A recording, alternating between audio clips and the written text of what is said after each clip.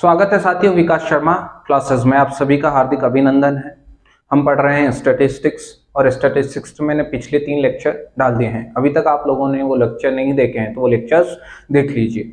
हमने first lecture में बात की थी स्टैटिस्टिक्स की डेफिनेशन या परिभाषाओं के लेके बात की थी। सेकंड अपना लेक्चर था क्लासिफिकेशन को लेके बात की, और जो अपना पिछला लेक्चर क्लासिफिकेशन था उससे पहले वाला लेक्चर कलेक्शन ऑफ डेटा का था। सारी की सारी बातें हम कवर करते जा रहे हैं। इनसे जितने भी संबंधित क्वेश्चन हैं वो आप सोल्व कर सकते हो, और वैसे भी मैं क्वेश्चंस भी करवाऊंगा।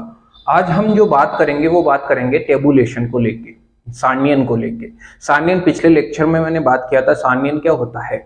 सारणियन वर्गीकरण से पहले क्या आता है? वर्गीकरण के बाद सारणियन आता है। संकलन के बाद क्या आता है? वर्गीकरण। लेकिन सारणियन क्या आता है? वर्गीकरण से वर्गीकरण सारणियन से पहले आता है। ये बातें हो गई थी।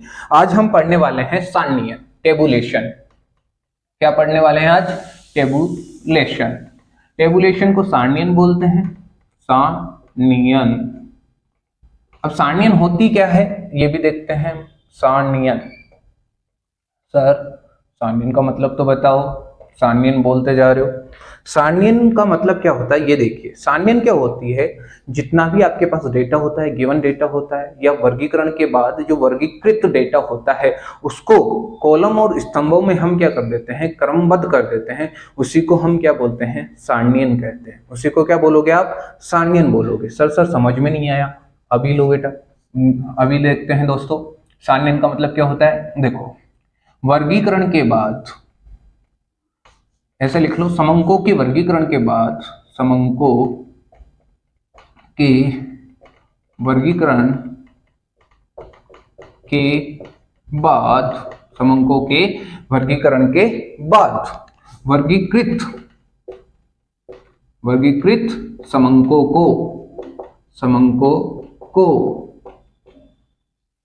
कॉलम यानी स्तंभों को लिख दो कॉलम, COL, कॉलम, तथा पंक्तियों को बोलते हैं रोज, में क्रमबद्ध करना ही सारणियन कहलाता है। क्या कहलाता है? सारणियन कहलाता है। आगे की बात समझ में, मैंने क्या लिखा? समंकों के वर्गीकरण के बाद वर्गीकृत समंकों को स्तंभों तथा पंक्तियों में क्रमबद्ध करना ही क्या कहलाता है? सारणियन कहलाता है। सर इतनी सी बात से क्या होगा? आगे देखो। सारणियन का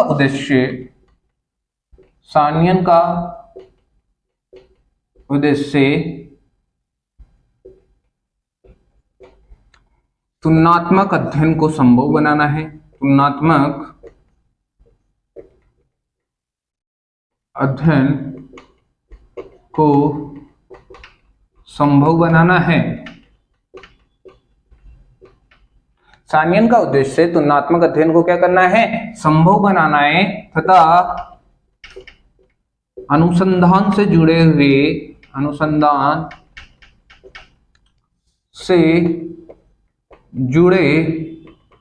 सभी प्रश्नों का एक नजर में उत्तर देना है। एक नजर में उत्तर देना है। बात क्लियर है क्या? सारणियन का मतलब समझ में आ गया। समंकों के वर्गीकरण के बाद वर्गीकृत समंकों को स्तंभों तथा पंक्तियों में क्रमबद्ध करना ही सारणियन कहलाता है। सारणियन का उद्देश्य तुलनात्मक अध्ययन को संभव बनाना तथा अनुसंधान से जुड़े सभी प्रश्नों का एक नजर में उत्तर देना होता है। बात क्लियर? अब आगे देखो, सारणियन की विशेषताएं लिखते हैं। सारणियन की विशेषताएं बोल दू, कैरेक्टरिस्टिक्स बोल दू, महत्व बोल दू, सारे में एक साथ ही लिख देता हूं। क्लियर है बात? पहली बात, अब यहां पर एक एक बात को समझते जाना है। सारणियन तुलनात्मक अध्ययन को संभव बनाता है। सारणियन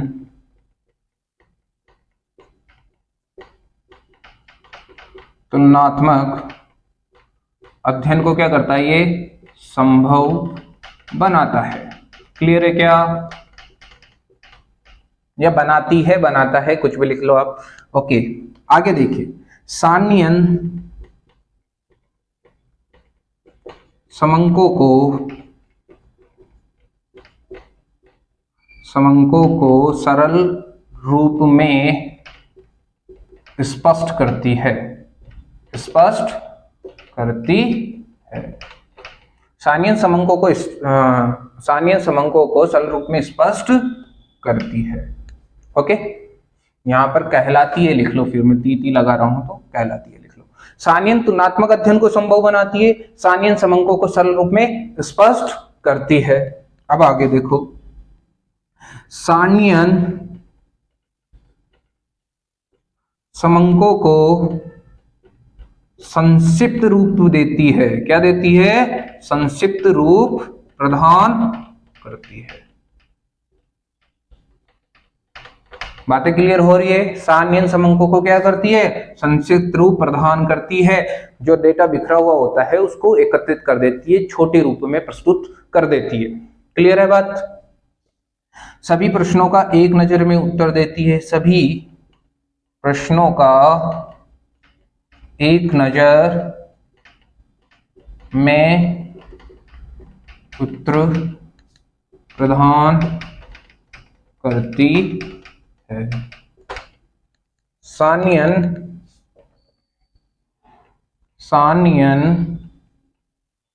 समंकों को सुव्यवस्थित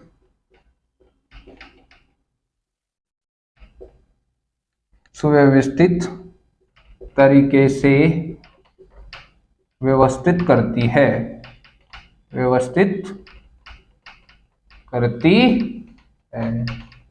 बात क्लियर है क्या? ये सारी बातें नोट कर लो, फिर आगे चलते हैं हम।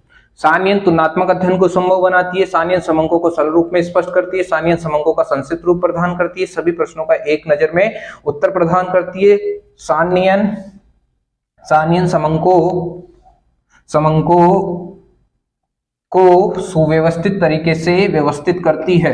बात क्लियर है क्या? सारी बातें क्लियर हो गई? सान्यन का मतलब समझ में आ गया, सान्यन की विशेषताएं भी समझ में आ गई। अब आगे देखो, कुछ बातें बिंदु नोट करके भी लिख लेना। आगे चलिए, अब आगे देखते हैं, कुछ बिंदु नोट करके लिखो। नोट नंबर फर्स्ट,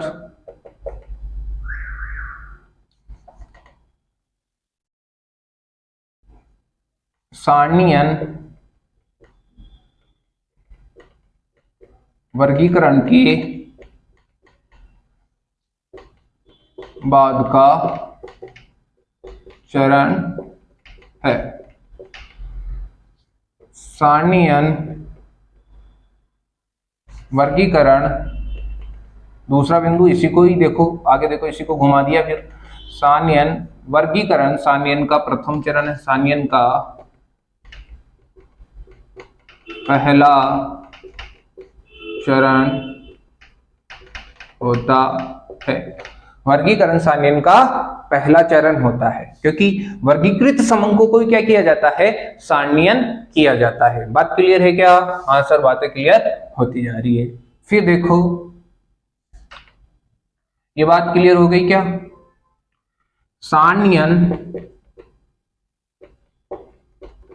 सान्यन समंकों को प्रदर्शित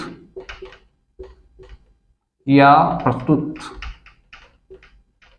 प्रस्तुतिकरण लिख दो, प्रदर्शित या प्रस्तुतिकरण, प्रदर्शित करने की सबसे शुद्ध विधि है। ऐसे भी लिख सकते हो, सान्यन प्रस्तुतिकरण का आधार है, सान्यन प्रस्तुतिकरण का आधार है।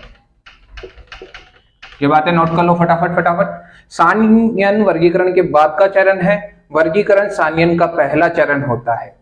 ठीक है। वर्गीकरण सानियन का पहला चरण होता है। सानियन समंकों को प्रदर्शित या प्रस्तुतिकरण करने की सबसे शुद्ध विधि होती है। सानियन प्रस्तुतिकरण का आधार है।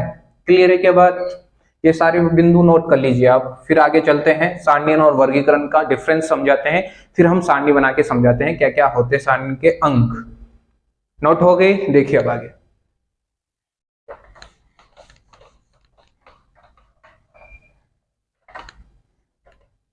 सारणियन तथा वर्गीकरण में अंतर, ये भी लिख लो। सबसे पहला बिंदु, वर्गीकरण सारणियन का पहला चरण होता है। वही बिंदु आ गया वापस से। वर्गीकरण सारणियन का पहला चरण होता है। क्लियर है क्या बात? सारणियन, वर्गीकरण सारणियन का पहला चरण होता है। वर्गीकरण दूसरा लिख लेना फिर इसके। वर्गीकरण सारणियन का आधार होता है। वर्गीकरण सारणियन का आधार होता है। क्लियर है बिंदु? आगे बातें समझ में? आगे देखिए, वर्गीकरण सारणियन का पहला चरण होता है। वर्गीकरण सारणियन का आधार होता है। वर्गीकरण में समंकों के संख्यात्मक मान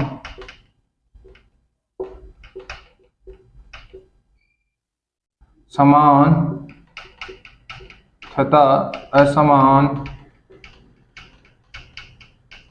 वर्गों में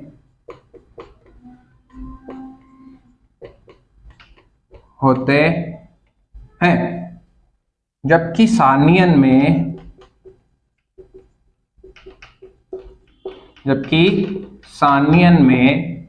लिखते जाओ, जबकि सारणियन में समंकों को स्तंभ तथा पंक्तियों में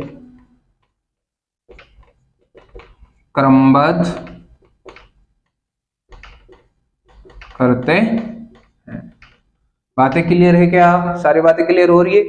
वर्गीकरण सारणियन का पहला चरण होता है। वर्गीकरण सारणियन का आधार होता है। वर्गीकरण में समंकों के संख्यात्मक मान समान तथा असमान वर्गों में होते हैं, जबकि सारणियन में समंकों को स्तंभ तथा पंक्तियों में क्रमबद्ध करते हैं। आगे बात समझ में? अब देखो, वर्गीकरण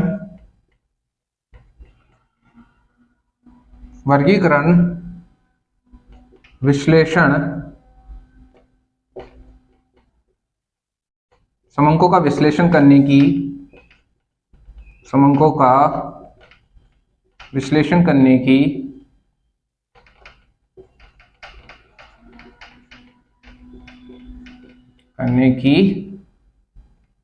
विधि है। सारणियन, यहीं पे लिखो, सारणियन समंकों को प्रस्तुत करने की विधि है। ये बातें नोट कर लो, सारी बातें इंपॉर्टेंट है। सारणियन क्या है? वर्गीकरण सारणियन का पहला चरण होता है। वर्गीकरण सारणियन का आधार होता है। वर्गीकरण में समंकों के संख्यात्मक मान समान तथा असमान वर्गों में होते हैं, जबकि सारणियन में समंकों को स्तंभ तथा पंक्तियों में क्रमबद्ध करते हैं। वर्गीकरण समंकों को विश्लेषण करने की विधि है, सारणियन समंकों को प्रस्तुत करने की विधि है। बात क्लियर है क्या? सारी बातें क्लियर हो गई? अब आगे चलते हैं, सारणियन के अंग। अब देखो सारणियन के अंग देखते हैं। अब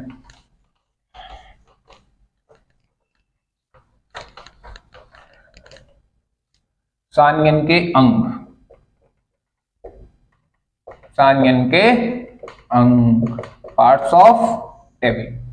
सबसे पहला बिंदु लिखो शीर्षक। क्या आ जाता है? टाइटल। पहला बिंदु टाइटल। दूसरा आ जाता है टेबल नंबर, टेबल नंबर जिसे हम बोलते हैं टेबल नंबर। क्लियर है के बाद अब देखिए आगे थर्ड आ जाता है आपका उपशीर्षक। उपशीर्षक बोल दो, स्तंभों का शीर्षक बोल दो, स्तंभों का शीर्षक बोल दो इसे, और इसे बोला जाता है कॉलम। कॉलम नहीं, इसे बोला जाता है कैप्शन। क्या बोला जाता है? कैप्शन। यानी जो कॉलम का क्या होता है, टाइटल होता है, उसे कैप्शन बोला जाता है। सी से कॉलम होता है, सी से कैप्शन होता है। फोर्थ नंबर अब यहां पर आ जाएगा अनुशीर्षक बोल दो, अनुशीर्षक बोल दो, पंक्तियों, पंक्तियों का शीर्षक बोल दो, इसी को टूरा भी बोला जाता है, और इसको बोलते हैं स्टब। क्या बोलते हैं? स्टब। बात क्लियर हो गई क्या? शीर्षक, टेबल नंबर, उपशीर्षक, स्तंभों का शीर्षक, अनुशीर्षक, पंक्तियों का शीर्षक या टूरा। अब फिफ्थ नंबर देखो, फिफ्थ आ जाता है इसी में मुख्य भाग, जिसे बोलते हैं बॉडी। क्या बोलते हैं? बॉडी। क्लियर है क्या बात? अब देखो आगे सिक्स्थ पे आ जाएगी पाद टिप्पणियां। पाद टिप्पणियां, इसे बोलते हैं फुटनोट। क्या बोलते हैं? फुटनोट। अब आगे देखिए 7 नंबर पे ले लो आप स्रोत, स्रोत टिप्पणी।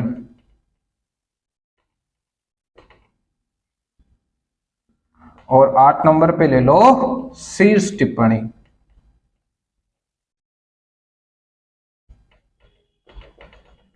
इसे बोलते हैं हेड नोट। क्या बोलते हैं इसे? Head note. इसे बोलते हैं सोर्स नोट। सारी बातें क्लियर हो गई क्या? अब देखो एक एक बात, हर बात पे चर्चा करते जा रहे हैं, ध्यान से समझिएगा। शीर्षक, सारणी का शीर्षक कैसा होना चाहिए? सारणी, बेटा ये आपकी एक सारणी है। क्या है ये? सारणी हो गई।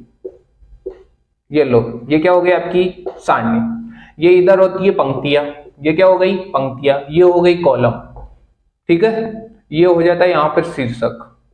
अभी आगे बना के बता देंगे। ठीक है, शीर्षक, शीर्षक क्या होता है? शीर्षक लघु रूप में होना चाहिए, छोटा होना चाहिए एवं स्वयं परिभाषित होना चाहिए। शीर्षक ऐसा होना चाहिए कि आप देखते ही पता कर लो कि ये टेबल इस चीज के लिए है, इस बारे में बता रही है। शीर्षक क्या होना चाहिए? स्वयं परिभाषित होना चाहिए, छोटा और स्वयं परिभाषित। कैसा होना चाहिए? छोटा व स्वयं परिभाषित। यानी देखते ही पता लग जाए कि ये टेबल इस बारे में बता रही है। आगे बात समझ में? अब आगे देखो टेबल नंबर। टेबल नंबर, जब बहुत सारी टेबल्स बनती है तब टेबल नंबर दिए जाते हैं, 1 2 ऐसे टेबल नंबर दे देते हैं। उपशीर्षक, स्तंभों का शीर्षक। यानी ये तो आपको पता लग गया, ये तो क्या होता है? स्तंभों का शीर्षक होता है, जिसे उपशीर्षक भी बोला जाता है। आगे बात समझ में? इसे बोलते हैं अनुशीर्षक या पंक्तियों का शीर्षक या टूरा। जो पंक्तियां बन रही है, जो हॉरिजॉन्टल, एक होती है वर्टिकल। जो हॉरिजॉन्टल लाइंस बन रही है ना, उनके बीच में क्या आते हैं? स्टब्स आते हैं। क्या आते हैं? स्टब। इनको बोलते हैं पंक्तियों का शीर्षक। मुख्य भाग, मुख्य भाग क्या होता है? सारणी का मुख्य भाग, जब पंक्तियां भी लिख दिया आपने, स्तंभ भी बना लिए, जो संख्यात्मक मान लिखे जाते हैं ना, सारणी का ये मुख्य भाग होता है। और सारणी के जो बीच में जो संख्यात्मक मान लिखे जाते हैं उसे बोलते हैं बॉडी। बात क्लियर है? पाद टिप्पणियां क्या होती है? जो सारणी में अंक लिखे गए हैं, जो भी मूल्य लिखे गए हैं, जो भी नाम लिखे गए हैं, उनके बारे में बताती है पाद टिप्पणियां। ठीक है, उनको स्पष्ट करती है। स्रोत क्या होती है? ये टेबल का जो डेटा है, जो कहां से लिया गया है, वो स्रोत लिखा जाता है, और उस स्रोत के बारे में विस्तृत स्पष्टीकरण होता है, वो हेड नोट में होता है। बात क्लियर हो गई क्या? अब देख लीजिए, आप फटाफट मैं एक बार टेबल बना देता हूं, ये सारे बात नोट कर लीजिएगा। शीर्षक क्या होता है? छोटा एवं स्वयं परिभाषित होता है। टेबल नंबर होता है। अब देखिए एक बार, ये तो हो गया टाइटल। क्या हो गया? टाइटल, जिसे बोलते हो आप शीर्षक। क्या बोलते हो? शीर्षक। यहां पे आ जाता है आपका टेबल नंबर। क्या आ जाता है? Table number. और फिर आपका ये बन जाती है आपकी टेबल। क्या बन गई ये? टेबल। और यहां पे लिख दो टोटल। क्या लिख दो? टोटल। और यहां पे लिख दो आप, यहां पे लिख देना कैप्शन 1, ये कैप्शन है, ठीक है। ये सारे क्या है? कैप्शन, कैप्शन है, ठीक है। यानी स्तंभों का शीर्षक, ये है स्तंभों का शीर्षक। आगे की बात समझ में? ये सब क्या है? स्तंभों का शीर्षक। इन्हें बोलते हैं स्टब। क्या बोलते हैं? स्टब 1, ये स्टब हो गया, ये भी क्या हो गया? स्टब हो गया। बात क्लियर है क्या? इनको बोलते हैं स्टब। और यहां पर क्या आ जाता है? कॉलम का जो टोटल होता है वो आ जाता है। यहां पर भी कॉलम का टोटल इधर आ जाता है, ठीक है। और यहां पर भी टोटल आ जाता है। क्लियर है क्या बात? यानी स्टब ये हो गए अनुशीर्षक या पंक्तियों का शीर्षक। अनुशीर्षक बोल दो या पंक्तियों का शीर्षक बोल दो। इन्हें टूरा भी बोला जाता है। आगे के बात समझ में? इन्हें पंक्तियों का शीर्षक भी बोलते हैं। अब जो यहाँ पर जो संख्यात्मक मान लिखे जाएंगे, यहाँ पर जो संख्यात्मक मान लिखे जाएंगे उसे बोलते हैं बॉडी। क्या बोलते हैं? बॉडी। बात समझ में आ गई क्या? यहाँ पर आता है आपका फुटनोट। क्या आता है यहाँ पर? फुटनोट। जो भी संख्यात्मक मान और जो भी ये नाम लिखे गए हैं, ठीक है, इनको परिभाषित किया जाता है फुटनोट में कि इसका मतलब क्या होता है। बहुत सारे फॉर्मूले का डिस्क्रिप्शन दिया जाता है ना, वो फुटनोट में दिया जाता है कि ये डेटा इस वजह से आया है, इसका मतलब ये होता है। होता है या नहीं होता है? जैसे आपके मार्कशीट देखा होगा, मार्कशीट में डी भी आता है, तो उस डी का स्पष्टीकरण लिखा होता है ना, डी का फुल फॉर्म लिखा होता है, वो फुटनोट में आ जाता है, ठीक है। यहीं पे आ जाता है, फिर इसके नीचे आ जाता है सोर्स ऑफ डेटा। यानी यह टेबल के जो डेटा है वो कहां से लिए गए हैं, वो वैलिड सोर्स आप लिख देते हो, ठीक है। और सोर्स का स्पष्टीकरण करने के लिए हेड नोट होता है। ये आपका टेबल कंप्लीट होता है। टेबल से संबंधित सारे क्वेश्चन अब आप आराम से कर सकते हो। ये क्या हो गया? यहाँ पे जो टोटल आ रहा है वो आ रहा है किनका? पंक्तियों का टोटल। यहाँ पे जो टोटल आ रहा है वो किनका आ रहा है? स्तंभों का टोटल। क्लियर है? जिन्हें कैप्शन बोलते हैं, सी से कैप्शन बोल दो या कॉलम। कॉलम का टोटल कैप्शन हो गया, ठीक है। सी से कैप्शन, सी से कॉलम का टोटल, ठीक है। यहाँ पे स्टब बोल दो, अनुशीर्षक बोल दो या पंक्तियों का शीर्षक। आज की क्लास यहीं पे हम खत्म करते हैं, आज की क्लास। और मुझे लगता है कि आपको समझ में आ गया होगा। बहुत आराम से मैं चल रहा हूँ, सारे लेक्चर्स आपके आराम से चल रहे हैं। और अभी तक आपने चैनल को सब्सक्राइब नहीं किया है तो चैनल को सब्सक्राइब कीजिए, बेल आइकन को प्रेस कीजिए ताकि आपको नोटिफिकेशन मिलता रहे और वीडियोस समय के अनुसार आप देखते रहो। और आगे हम बात करेंगे अब सेंट्रल टेंडेंसी को लेके, या प्रेजेंटेशन ऑफ डेटा आपका रह रहा है जिसमें डायग्रामेटिक प्रेजेंटेशन ऑफ डेटा है, उसको भी हम लेके चलेंगे। लेकिन हम सोच रहे हैं कि पहले हम क्या करवा दें, मीडियन या मोड वगैरह ये करवा दें तो आपको ज्यादा अच्छा लगेगा प्रैक्टिकल पोर्शन करने में। डायग्रामेटिक रिप्रेजेंटेशन ऑफ डेटा भी करवा दिया जाएगा आपको। लेकिन आप चैनल को सब्सक्राइब कीजिए, बेल आइकन को प्रेस कीजिए और नोटिफिकेशन प्राप्त कीजिए। और आपको कैसा लग रहा है, जो भी लेक्चर्स चल रहे हैं उनमें कोई भी समस्या आ रही हो, आपको समझ में नहीं आ रहा है, तो आप कमेंट बॉक्स में मुझे बता सकते हो। आपने इतना समय दिया उसके लिए बहुत बहुत धन्यवाद। जय हिंद।